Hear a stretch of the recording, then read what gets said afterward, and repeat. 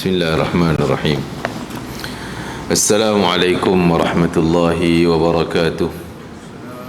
Alhamdulillahi rabbil alamin, wassalatu wassalamu ala rasulil amin wa alihi wa sahbihi wa man nasarahu wattaba'ahu wa alahu ila yaumiddin.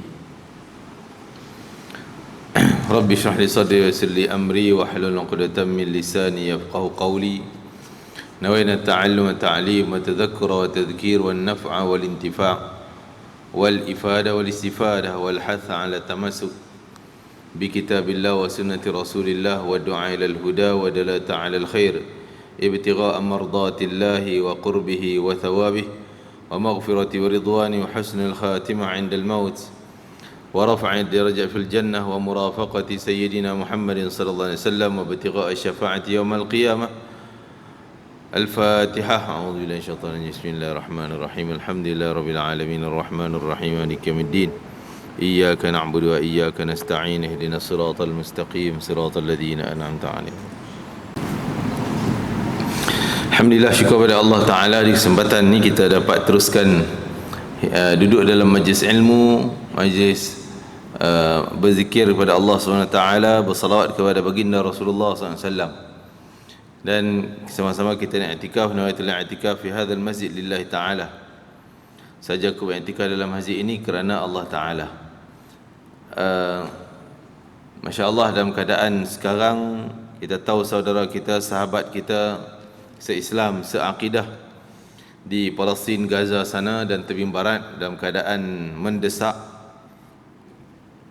Tambah lagi mereka dalam keadaan musim yang sangat sejuk. Ketika ini memerlukan kepada bantuan. Seperti dalam hadis Nabi sallallahu alaihi wasallam menyebut, yakunu fi akhir zaman maja'ah man adrakathu fala ya'dilanna bil akbadil ja'i'ah. Riwayat Sayyidina Abu Hurairah. Sayyidina Abu Hurairah radhiyallahu anhu.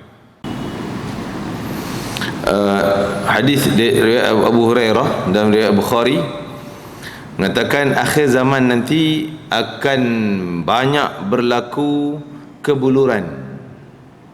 Akan berlaku kebuluran, ancaman kematian kebuluran. Apa yang berlaku mutaakhir, iaitu yang berlaku di Palestin, ataupun mungkin ada lagi tempat-tempat yang lain. Dan Nabi sebut man adrakathu, siapa yang bertemu dengan musim tu ataupun zaman tersebut, zaman yang penuh kehidupan melarat, kehidupan yang susah, ini peristiwa akhir zaman, maka janganlah fala ya'dilanna bil akbaril jai'ah, tak boleh nak disamakan apa-apa kerja lain kecuali membantu orang yang laparan. Maksudnya utamakan, tumpu memberi bantuan kepada orang yang dalam keadaan kesusahan dan kelaparan itu. Walaupun kita terpaksa kita terpaksa korbankan masa ibadah kita yang lain.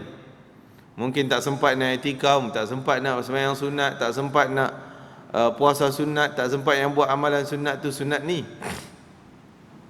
kerana memberi tumpuan kepada bantuan orang yang dalam kelaparan tadi. Itu lebih diutamakan daripada segala-gala kerja yang lain. Tumpu yang tu, jangan disamakan kerja yang lain. Malah sehingga kalau ada amalan peribadi sunat, seperti contoh, katalah kita punya jiran, kalau Gaza ni agak jauh lah tempat, di sudut tempat, tapi tetap kewajiban kita untuk membantu juga, sampaikan kewangan kita, harta benda yang sampai di sana. Kerana seorang tokoh ulama mengatakan, orang yang bantuan kepada Gaza sekarang ni bukan lagi sedekah, bukan lagi dikira sebagai sedekah, tapi sudah dikira sebagai jihad. Kita juga kena berjihad dengan harta benda kita. Mereka berjihad dengan tenaga dan harta benda yang mereka ada. Kita sekadar harta benda, tenaga kita tak pergi. Wajib kita berjihad. Jadi bila sebut berjihad, maka kita juga wajib untuk memberi sumbangan kepada mereka apa yang diperlukan. Dalam hadis lain Nabi sebut, man jahaza ghaziyan fi sabilillah faqad ghaza. Siapa yang menyiapkan kelengkapan untuk orang yang pergi perang, siapa yang siapkan kelengkapan untuk orang yang pergi perang, maka dia dikira orang yang sedang berperang juga. Walaupun dia tak pergi, tapi harta dia sampai, dia juga dikira berperang fi sabilillah.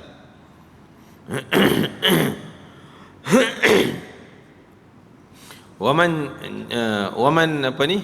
Barang siapa yang menjaga kepentingan keluarga orang yang berperang, mungkin duit kita tak sampailah kepada tentera Qassam, tapi sampai kepada penduduk Gaza. Penduduk Gaza itu keluarga dia orang juga. Kita lengkapkan keperluan mereka, faqad ghaza. Nabi kata itu pun dikira kamu sedang berperang. Kamu sedang berperang fi sabilillah. Jadi kerja membantu orang yang kesusahan, melarat, kelaparan, ini satu tanggungjawab dan kewajiban yang penting. Malah Nabi kata tak ada kerja lain yang boleh nak samakan dengan kerja membantu ni, kan? Dalam hadis yang lain Nabi sebut, Sayyidina Abu Hurairah mengatakan ada seorang Ansar mencadangkan kepada Nabi, boleh tak dia orang nak bahagikan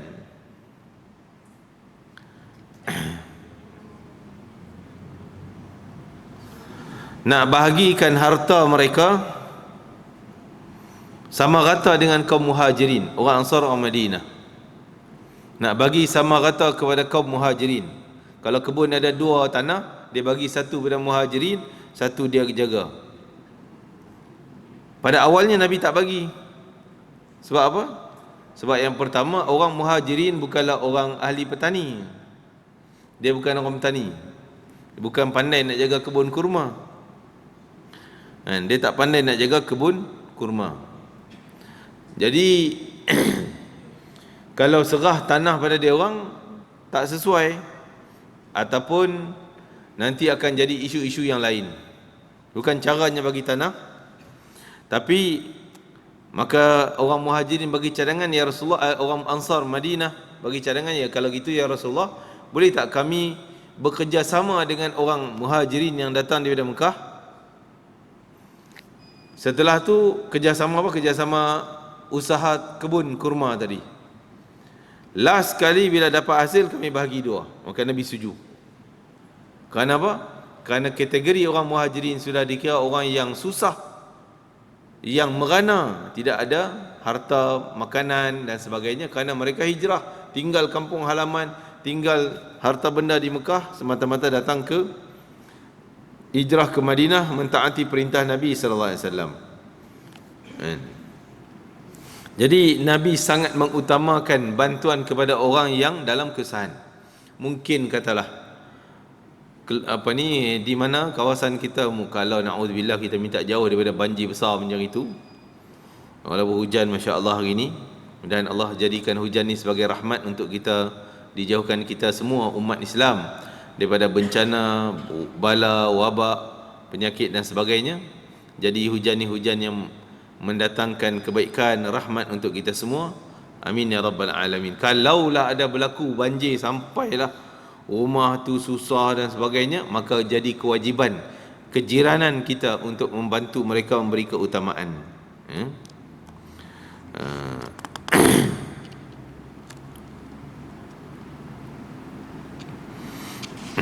Jadi kita tengok pada sebelum kemunculan Dajjal,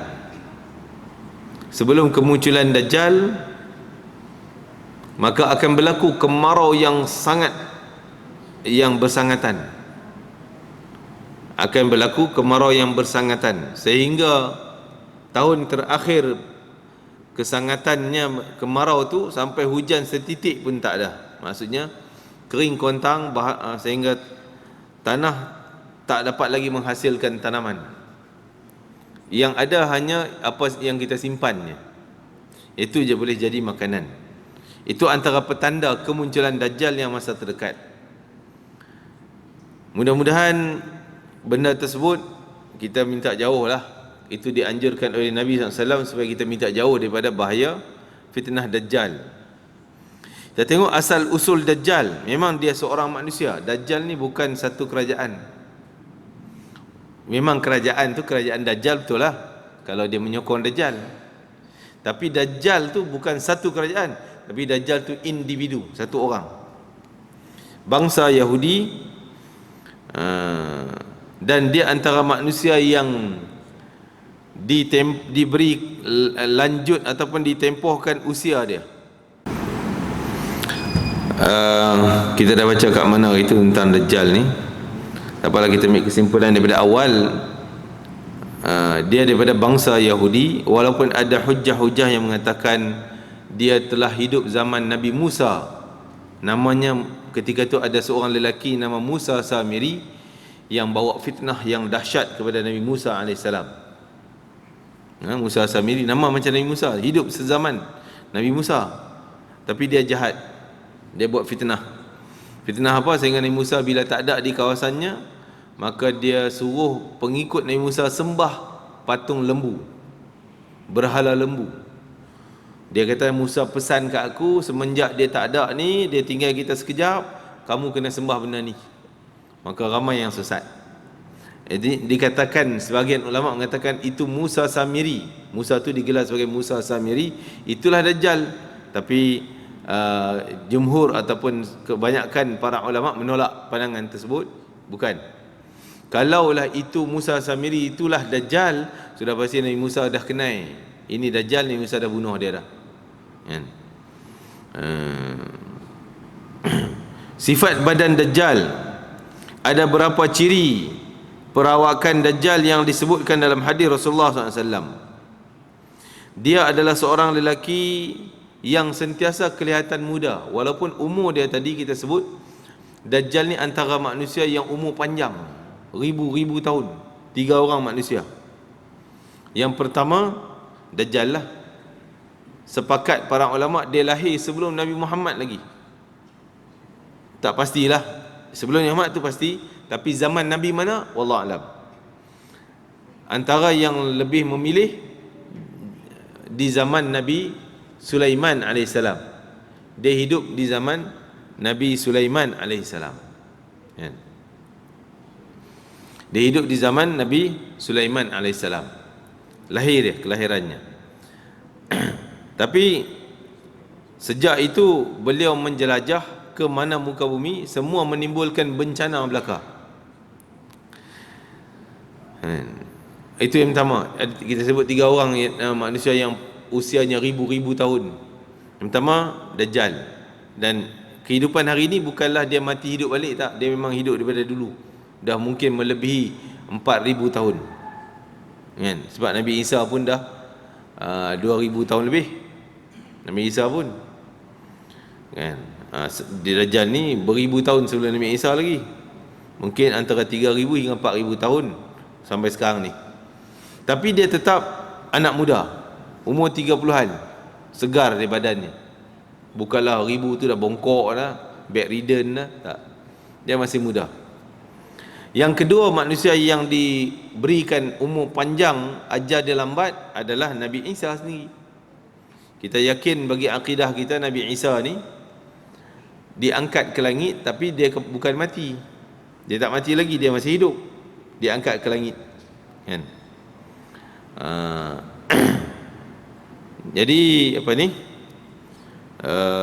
Dan akan turun di akhir zaman nanti Nabi Isa. Mungkin umur dia pun 3,000, 2,000 tahun lebih, 3,000. Kan? Dan yang ketiga, manusia yang dilambatkan ajalnya adalah Nabi Khidir alaihi salam. Yang umurnya dia hidup sezaman Nabi Musa dulu, kisah dalam surah Kahfi. Zaman Nabi Isa lagi. Kan? Zaman Nabi Musa AS, Nabi Khidir ni. Sampai sekarang, walaupun khilaf ulama dia masih hidup atau telah mati, tapi kebanyakan pengalaman para ulama mengatakan dia masih hidup. Okey, kembali pada Dajjal tadi. Dia seorang muda, syabun, nampak pemuda, 30-an, berbadan besar. Itu dalam riwayat hadis yang kita baca nanti. Badan dia besar, giant. Dan agak putih kemerahan. Rambut kerinting tebal, kotak, kerinting besar tuan. rimbun, sehingga kira-kira kalau orang tengok dari belakang seolah macam daun kayu, daun pokok, rimbun rambut dia, tebal. Dan tanda dia Dajjal itu akan nampak jelas oleh semua orang beriman. Orang beriman akan nampak. Tapi sekarang kita tak nampak dia sebab dia tak keluar lagi. Dia tak bebas keluar menjelajah dunia. Dia menyembunyi diri. Hanya Yahudi tertentu yang pernah jumpa dia. Ya. Tapi bila dia mengaku jadi Dajjal nanti, akan muncul dua tanda besar yang orang Islam akan perasan, orang beriman. Apa dia? Yang pertama, matanya buta, mata kanan dia buta. Ni bola mata hilang, kecut. Kelopak mata ni kecut masuk dalam. Sebab bola mata tak ada. Kanan. Yang sebelah kiri pula berbonjol, terbonjol keluar.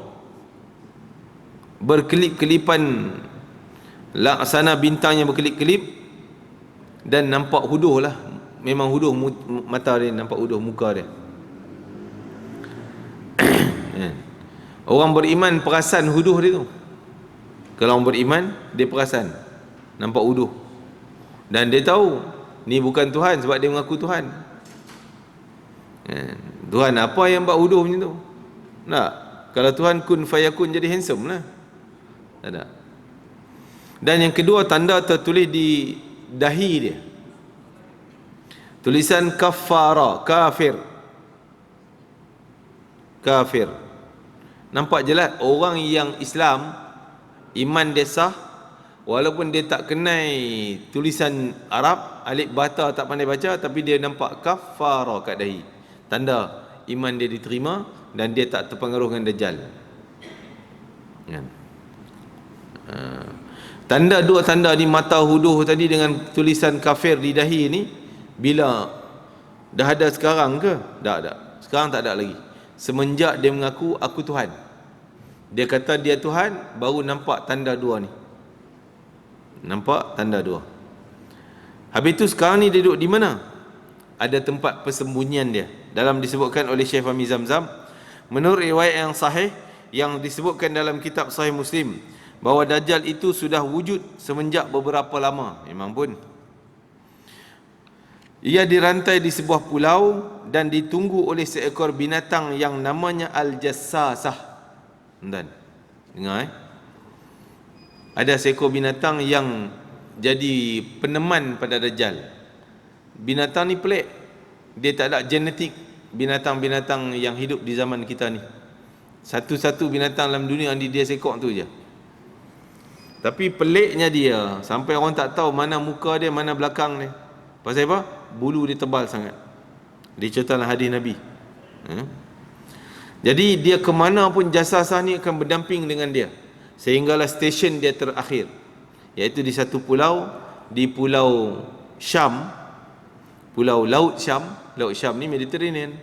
Pulau tak tahulah pulau apa yang ada kawasan tu.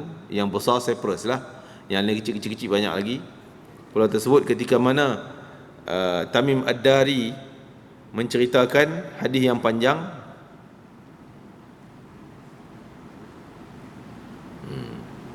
Hadis yang panjang tentang pengalaman Tamim Ad-Dari. Ini hadisnya. Diceritakan oleh Fatimah binti Qais radhiyallahu anha.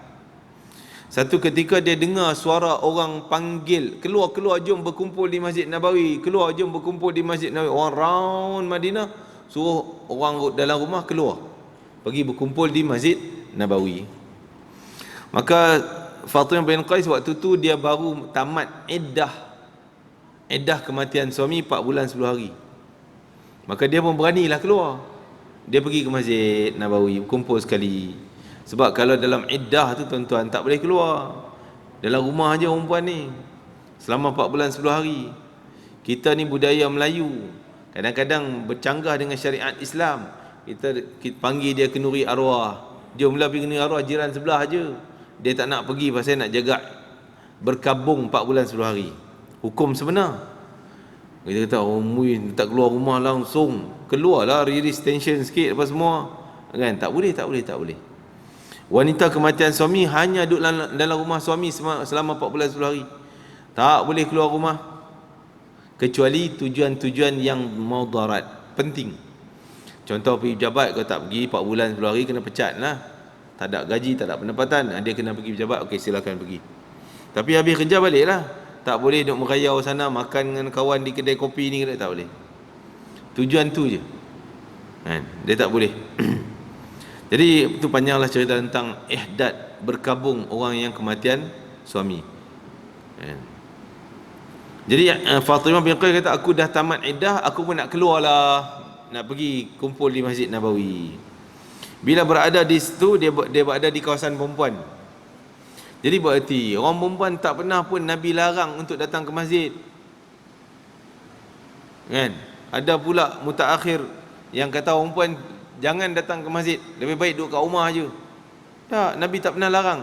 Malah Nabi sebut, la tamna'u ima'akum 'anil masajid. Jangan orang lelaki, jangan kamu halang wanita kamu, isteri kamu nak mai ke masjid. Kalau dia nak mai, kamu jangan halang. Sayyidina Umar Al-Khattab, dia mulanya rasa macam tak suka bini dia ulang alik pergi masjid kan? Tapi dia dengar Nabi kata jangan larang, dia tak berani cakap. Isteri dia minta dia nak pergi masjid, ya pergi, kecuali ada berlaku fitnah dan sebagainya. Maka wanita tapi yang 4 bulan 10 hari tadi tak boleh lah, dia tak boleh pergi masjid, dia kena duduk dalam rumah. Kadang-kadang suami meninggal, dia pun nak pergi kubur, dia pun nak pergi tengok urusan jenazah di masjid, tak boleh dah. Hari jam tu meninggal, dia kena duduk dalam rumah. Tu tak boleh nak pergi hospital tu, orang nak urus suami dia apa semua, nak mandi kat hospital ke, nak bawa van apa semua ni, dah bukan urusan dia, dia duduk rumah. Kecuali kes-kes yang wajib mesti dia datang, polis panggil, kena datang buat statement. Isteri je boleh, kalau macam tu lah. Yang tu dia pergi buat lah benda yang wajib, benda yang tak dapat elak. Yang lain yang boleh wakil urusan jenazah, mandi jenazah, bukan dia nak mandikan pun, orang lain mandikan. Tu dia nak tengok lah suami terakhir, tak boleh. Tak boleh keluar, duduk dalam rumah. Kalau nak pun suruh bawa jenazah pergi rumah, suruh dia tengok di rumah tu. Dia tak boleh keluar rumah 4 bulan 10 hari. Jadi apa tadi sebut, maka Rasulullah Fatimah pun duduk di kawasan perempuan, ramailah kawasan perempuan dalam Masjid Nabawi. Setelah selesai solat, baginda terus naik atas mimbar sambil senyum kepada para sahabat, dan baginda bersabda, hendaklah kamu duduk di tempat solat masing-masing. Kemudian baginda bersabda, tahukah kamu kenapa kamu semua aku kumpulkan? Sahabat menjawab, Allah dan Rasulnya yang lebih mengetahui.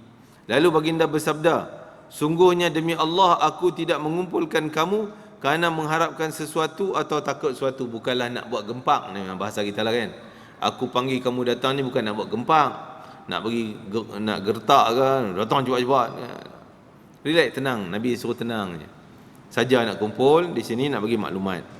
Tapi aku mengumpulkan kamu kerana ada satu cerita yang disampaikan oleh sahabat Tamim Ad-Dari. Sayyidina Tamim Ad-Dari radhiyallahu anhu. Tamim Ad-Dari ni asalnya orang Kristian, dia bukan orang Islam.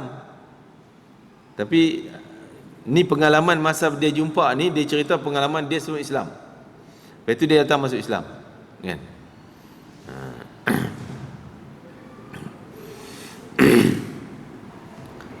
Berasal dari Kristian dan dia datang menemui aku, kata Nabi SAW, dan menyatakan dia Islam, syahadah masuk Islam lah.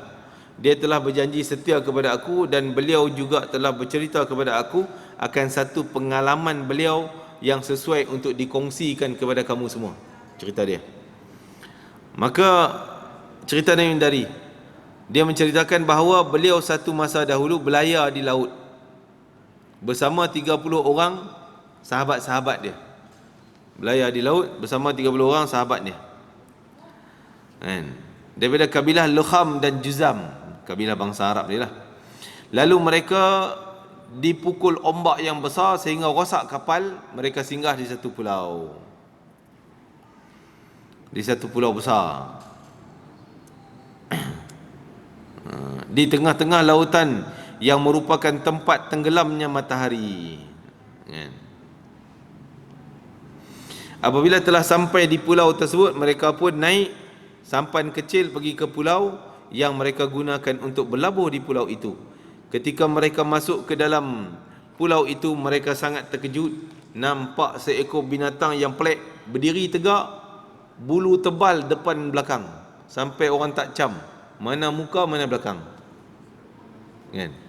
Orang tak cam mana depan mana belakang dia, kan? Jadi dia pun tertanya, binatang apa ni? Bahasa kita lah, binatang apa engkau ni? Ya. Maka tiba-tiba binatang tu boleh bercakap bahasa manusia. Terkejut lagi ya. Tengok dah rupa pelik, boleh bercakap bahasa manusia pula. Kan? Tidak diketahui jantan betina binatang tu dan tak dapat tahu mana depan mana belakang kerana bulunya tebal. Lalu mereka bertanya, siapa kamu? Binatang itu menjawab, aku adalah jasasah binatang tersebut, aku jasasah. Mereka bertanya lagi, apa itu jasasah binatang? Apa jasasah? Tak pernah dengar pun. Binatang itu jawab, tak payah kamu nak tahu aku sini siapa. Cukuplah kamu cepat-cepat masuk dalam gua sana, ada manusia yang sedang menanti kamu, nak tahu berita dari kamu. Pergi cepat masuk. Allahu Akbar. Jadi maka dia orang masuk, kan? Dia orang masuklah jumpa dengan jasasah, masuklah gua tersebut. Nampak seorang lelaki yang badannya besar, terbaring, dirantai daripada tengkuk, tangan dirantai sampai ke tengkuk macam tu, dibelenggu ikat, dililit badan sampai ke kaki, terbaring dalam gua, besar, badan besar sangat. Sampai orang semua terkejut, oh besarnya, tapi muka manusia. Jadi bila mereka pun tiba-tiba disapa oleh lelaki tersebut, kamu datang dari mana? Lelaki itu tanya, oh kami daripada bangsa Luham dan Judham, bangsa Arab. Dia pun kata bangsa Arab. Maka dia ni tanya balik, kamu ni siapa? Maka dia kata, nanti dulu, aku nak kenal dulu kamu siapa, dari mana. Dia kata, kami daripada bangsa Arab. Okey, bangsa Arab, kamu kenal tak? Kamu kenal tak Nabi orang Arab? Pernah dengar tak Nabi orang Arab? Oh, dia orang kata, kami pernah dengar cerita Nabi tu, orang Arab. Maksud Nabi Muhammad SAW. Dia di mana sekarang? Ni Dajjal tu tanya. Jadi orang tak kenal lagi Dajjal tu siapa, orang tu Dajjal. Dan dia orang kalau sebut Dajjal pun dia tak tahu apa itu Dajjal. Dia ingat nama orang tu je lah, kan? Jadi Dajjal tanya, di mana lelaki Nabi Arab tu duduk mana sekarang? Oh, dia kata, kami dengar cerita Nabi Arab tu dah sampai ke Madinah, dah sampai ke Yathrib, nama Yathrib lah, sampai ke Yathrib dah. Oh. Dia terdiam sekejap. Maka dia tanya, Nabi tu masa duduk di Mekah dulu, orang tempatan Mekah ni suka ke benci kat dia, menerima dia ke ataupun halau dia? Maka Tamim-Dari kata, kami dengar cerita orang Arab ni pulau dia, halau dia, orang tempatan Mekah, tak mau kawan dengan dia, tak mau berbaik dengan dia, bermusuh dengan dia. Maka Dajjal ni kata, alangkah beruntungnya kalau orang Arab tu berkawan, berbaik, beriman, ikut ajaran dia. Oh, Dajjal pun tahu, tuan. Kalau orang Arab tu ikut ajaran Muhammad, selamat dia orang. Oh, dia pun tahu. Sebab tu Tamim balik nanti dia cari Nabi Muhammad masuk Islam, sebab dakwah Dajjal ni. Dajjal kata kalau dia orang ikut Muhammad berjaya, kan? Barulah dia cerita latar belakang dia. Maka dia kata, aku adalah Dajjal dan aku ditambat ni oleh malaikat. Malaikat yang tambat dia. Semenjak kelahiran Nabi Muhammad SAW, hari pertama 12 Rabiul Awal lahir Nabi Muhammad, Dajjal kena tambat, kena rantai kat situ, kat gua tu. Dia tak boleh gerak. Jadi dia tanya tadi soalan, Muhammad tu Nabi orang Arab ni pergi ke mana dah? Dah sampai Madinah, dia dah hitung dah. Bila sampai Madinah, dia ada 10 tahun lagi penjara dia. Dia tahu Nabi Muhammad ni hidup di Madinah hanya 10 tahun. Masya Allah. Tak lama lagi nak merdeka dia. Dikatakan akhirnya bila Nabi wafat, maka rantai itu hancur lebur. Dia bebas lah, bebas. Tapi mungkin dia sembunyi di gua tu lagi sampai sekarang, ataupun pindah ke gua lain, wallahu alam, tak tahulah tu. Takat tu je sejarah yang kita tahu. Sampai dia akan muncul sebagai Dajjal nanti baru kita tahu. Tapi di sini ada lagi soalan yang dia tanya. Ini poin penting yang untuk kita menilai dekat jauhnya kita dengan zaman Dajjal ni.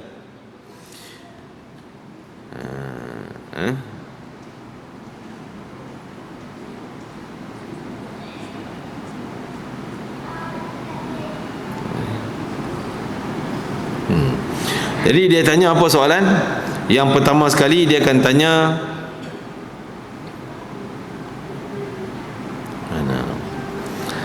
yang pertama sekali dia akan tanya, Dajjal tanya, kamu tahu tak kebun Bisan?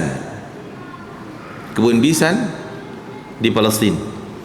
Jadi orang Tamim Dari kata, ya kami tahu dah, dia ni penjelajah, dia merantau, kata dia tahu dah. Kebun Bisan ni kami tahu. Kamu nak tahu tentang apa kebun Bisan? Dia kata dia tanya kebun Bisan ni masih subur ke? Tamim Dari kata, ya masih subur, kurmanya banyak dan sebagainya. Kurma dia besar-besar tuan-tuan. Medjol apa? Medjol. Medjol. Kurma medjol besar tuan-tuan kan? 2 kali ganda ibu jari ni besar. Medjol. Panjangnya lebih kurang 1-2 inci. Kalau daripada Palestin, medjol yang paling besar. Itu daripada kebun Bisan. Subur. Jadi Dajjal kata, aku nak tahu tentang dia subur ke tidak. Tapi Dari kata masih subur. Dajjal komen, tak lama lagi kebun Bisan ni akan kering kontang. Maksudnya akan tak keluar lagi hasil, tak subur lagi dah. Itu petanda kemunculan Dajjal. Kemunculannya. Malah orang Palestin cerita masa saya pergi sana, dia kata kebun yang menghasilkan kurma masih banyak lah di cuma penghasilannya tak sama pada dulu. Dulu buah-buahnya, ya Allah, besar-besar kurma dia, besar. Tapi sekarang ni tak macam tu dah. Dia makin susut ke penghasilan kebun kurma tu, walaupun masih ada tapi dah susut, dah makin tak subur, makin kurang baik dah tanah dia dan sebagainya. Itu nampak tanda tu kebun Bisan. Dia kata satu hari nanti akan menjadi kering kontang. Lepas itu dia tanya lagi, macam mana keadaan Ain Zughar? Ain Zughar, Ain Zughar. Maka dia tanya, kamu nak tahu tentang apa Ain Zughar? Kami tahu Ain Zughar itu di mana. Ain Zughar itu kalau sekarang ni di sempadan antara Jordan dengan Palestin, di dalam negara Jordan lah, mata air itu sebagai mengata di situ. Jadi air sumber bersih, air terjun di bukit yang sumber mineral, air bersih Ain Zughar ni. Maka dia kata, engkau nak tahu tentang apa? Tentang air itu masih banyak ke? Tanya Dari kata masih banyak, orang ambil manfaat lagi, siram pokok, orang ambil minum dan sebagainya. Maka dia kata tak lama lagi akan kering mata air itu, akan kering. Itu juga tanda yang kedua. Tanda yang kedua, saya tak tahu keadaan lah macam mana sekarang. Dan yang ketiga dia tanya, kamu tahu tak tentang Tasik Tabariyah? Tabariyah ni nama tempat, nama satu daerah yang dekat dengan sempadan Lebanon yang kena bom sekarang ni. Lebanon bom kena kawasan Tabariyah. Tabariyah dalam kawasan Palestin lah kita kata, yang Yahudi jajah ni jadi negara di Israel, asalnya Palestin, Tabariyah. Tasik itu nama Tasik Galili. Tasik dipanggil sekarang ni sebagai Tasik Galili. Orang Kristian menganggap Tasik itu Tasik air suci, holy water. Dia ambil daripada situ air itu. Masa saya pergi sampai situ, kami naiklah perahu untuk naik ke Tasik ni. Rupanya driver kami orang Kristian. Orang Kristian. Dia susun penuh botol kecil-kecil gelas holy water. Siapa nak beli? Dia kata orang Islam dia tak jual lah. Dia tahu orang Islam tak beli. Kita orang Islam. Tapi kita tanya dia, mana ni air daripada Tasik ni yang dianggap suci oleh orang Kristian sebahagian. Apa tak tahulah Kristian yang mana, Protestan ke Ortodok, saya tak pastilah. Anggap air itu suci kerana ada dikaitkan dengan Nabi Isa pernah datang di situ untuk dapatkan ikan dan sebagainya. Itu cerita Kristian. Jadi Tasik Tabariyah ni dianggap sebagai tasik dam ataupun takungan air bersih untuk orang Israel sekarang ni. Jadi mereka dah pernah risau dah, nampak susutnya. Saya pernah pergi tengok, memang dulu takah airnya tinggi, sekarang dah bawah dah, ada takah lamanya tinggi.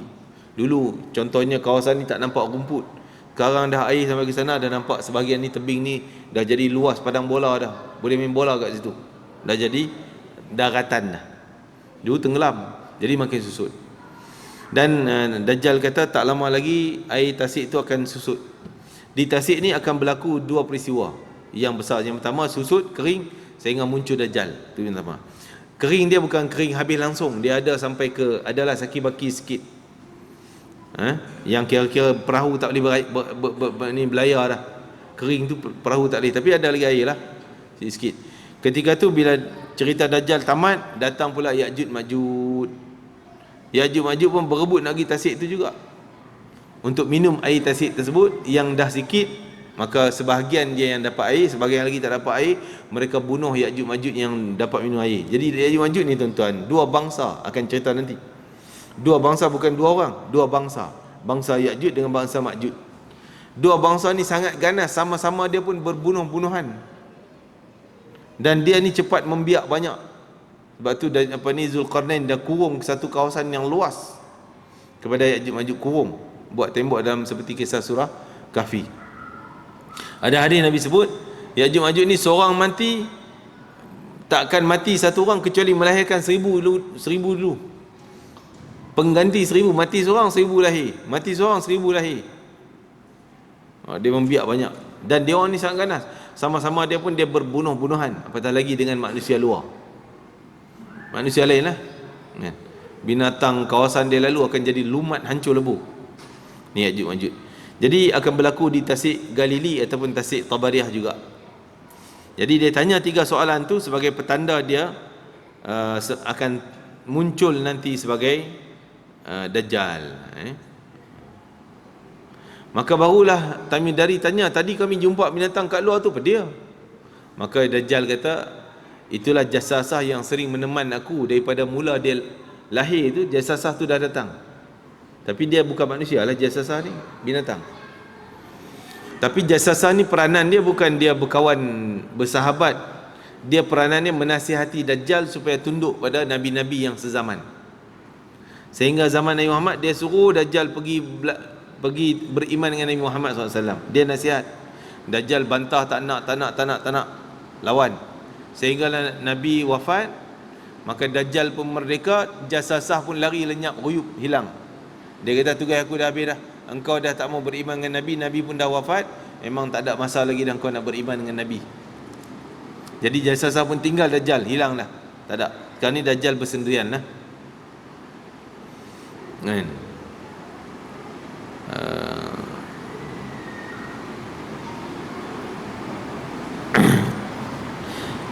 Jadi Nabi kata cerita Tamim Ad-Dari ni adalah cerita apa yang aku pernah cerita pada kamu. Para sahabat kata betul, pernah cerita, seperti contoh Dajjal tanda nak lahir dan sebagainya, nak keluar sebagai Dajjal. Dan Nabi kata, aku nak bagi tahu pada kamu, ini adalah bumi Taibah, Madinah. Nabi ketuk tongkat tu, Nabi kata, ini adalah bumi Taibah, ini adalah bumi Taibah, ini adalah bumi Taibah, Madinah. Maka Nabi kata, dua negeri ini tak akan dimasuki oleh Dajjal. InsyaAllah. Orang berdatan insyaAllah. Sehingga Nabi kata, inilah Taibah, inilah Taibah, yang mana dua negeri ini, dua kawasan ini yang tak akan dimasuki oleh Dajjal. Kalau Dajjal menghampiri, dia akan dihalau oleh para malaikat. Taibah, Madinah. Sehingga dikatakan Dajjal akan sampai, dia menjelajah seluruh. Dajjal sini beritahu Tamim-Dari tadi, bila dia muncul, dia sebagai Masih Dajjal, bila dia muncul, dia akan menjelajah selama 40 hari. Menjelajah dunia selama 40 hari. Kita ingat sempat ke 40 hari nak pusing dunia. Dan dia masuk setiap sumber air, setiap kampung. Sempat ke dia pergi 40 hari? Umur 40 hari dia tu, hitungan dia pada hitungan kita bukan 40 hari. Macam mana jadinya tuan-tuan? Nabi, dalam hadis Nabi sebut kemunculan hari pertama Dajjal sebagai dia mengaku Tuhan, dia mengaku dia sebagai Tuhan. Dia mampu merintah matahari untuk stop. Matahari bergerak dengan begitu slow, lambat, sehingga siang hari pertama dia tu, siang dia dah jadi 6 bulan. Matahari tak turun-turun 6 bulan. Manjang siang, bukan siang malam tak, siang je. 24 jam tu matahari bertegak selama 6 bulan. Siang sahaja. Setelah tu barulah matahari dah jadi petang dan tenggelam. Malam 6 bulan pula. Tenggelam malam 6 bulan. Tuan-tuan. Kita tak tahulah dari segi saintisnya, dari sudut astronominya nak jelas macam mana, wallahu alam. Tapi akan berlaku. Kita yakin itu hadis Nabi. Nabi yang sebut dan pasti akan berlaku. Satu hari baru tu kira satu hari. Pada hitungan kita dah setahun. Hari pertama dia tu. Kan? Bagi dia kira baru satu hari lah, baru sekali tenggelam matahari, sekali timbul matahari, baru satu hari. Hari kedua dia pula, setelah dah kita hitung setahun dah tadi ni, hari kedua dia matahari laju sikit daripada hari pertama tadi, dah jadi macam 15 hari siang, 15 hari malam, dah sebulan. Baru 2 hari dia kita hitung setahun sebulan dah. Kan? Kita punya hitungan. Hari ketiga dia pula macam seminggu kata Nabi. Macam 7 hari seminggu. Jadi hitungan dia 3 hari. Hitungan kita setahun, sebulan, seminggu. Kan? Hitungan dia baru 3 hari. Baki lagi nak cukup 40, ada 37 hari lagi. 37 hari itulah berlalunya jadi balik 24 jam, 24 jam, 24 jam, siang malam, macam kita biasa. Jadi 37 hari tadi berarti sebulan 7 hari pula. Gabung yang tadi setahun 2 bulan 2 minggu. Setahun 2 bulan 2 minggu. Itu masa kemunculan Dajjal. Setahun 2 bulan 2 minggu. Mungkin kita kata sekejap je, tapi seksaan bagi orang beriman cukup merana. Zaman dia datang tak ada langsung beriman ni boleh hidup makan, ada makanan. Macam mana boleh hidup tuan? Tak ada makanan. Kita dikawal habis, makanan tak ada langsung untuk orang beriman. Kalau nak dapat makanan kena sujud ke Dajjal. Taat, patuh dia. Kena patuh dia. Jadi seluruh dunia hanya dia sebagai raja, dia sebagai pemerintah besar. Kerajaan dunia yang ada sekarang ni, mereka ke mana ke, semua di bawah dia. Semua bawah dia. Kan? Akan jadi bawah pemerintahan Dajjal. Semua akan taat pada Dajjal. Tak ada siapa boleh halang Dajjal. Itu yang membimbangkan kita akan berlaku. Kalau kita hidup zaman tu, kalau kita masih kekal beriman, merana jugalah kita menghadapi kesusahan. Tak ada makan, tak ada minum, tak ada kehidupan kita. Tak boleh nak keluar ke mana. Kalau keluar kita akan terpengaruh dengan Dajjal, rosak iman kita. Tempat paling selamat, duduk tempat yang paling tersembunyi. Kalau rumah, kunci rumah. Jangan merayau nak keluar ambil, nak beli barang, tak ada, takkan dapat kecuali sujud kat Dajjal dulu. Taat dengan kerajaan dia, baru yes dapat makanan mewah. Tapi habislah. Bila sekali dapat makanan daripada Dajjal, maka kita jadi kafir kepada Allah. Oh tak apa kot, boleh taubat, kita kembali balik. Dah. Bila sekali dah taat sujud pada Dajjal, tak ada peluang nak kembali pada Islam lagi dah. Dia kekal dengan taat pada Dajjal, iman pada Dajjal. Na'udzubillah. Sebab tu Nabi sebut Dajjal akan bawa syurga dan neraka. Maka pilihlah neraka Dajjal, nescaya dapat syurga Allah. Jangan pilih syurga Dajjal, akan dapat neraka Allah. Kalau dapat neraka Dajjal, dunia tersiksa, tak ada makan, tak ada minum, kena siksa, kena kurung dan sebagainya. Tapi kita mati syahid, mati kita syurga. Itu Nabi kata syurga Allah. Kalau tak naklah nak dapat makan, hidup senang apa semua ni, mati nanti na'udzubillah neraka Allah, siksaan Allah Ta'ala. Itu tentang kemunculan Dajjal. Ada soalan sahabat, ya Rasulullah, kalaulah satu hari macam setahun, hari kedua macam sebulan, hari ketiga macam seminggu, jadi 3 hari itu kami semayang 3 kali 5 waktu je ke? 5 waktu 3 kali 3 hari je ke? Tak, Nabi kata tak boleh. Panjang setahun tu kamu kena semayang ikut jam kamu. Kita ada waktu subuh sekian, waktu zuhur, asar, maghrib, isyak. Walaupun matahari cerah, kita ada semayang maghrib, kita ada semayang isyak.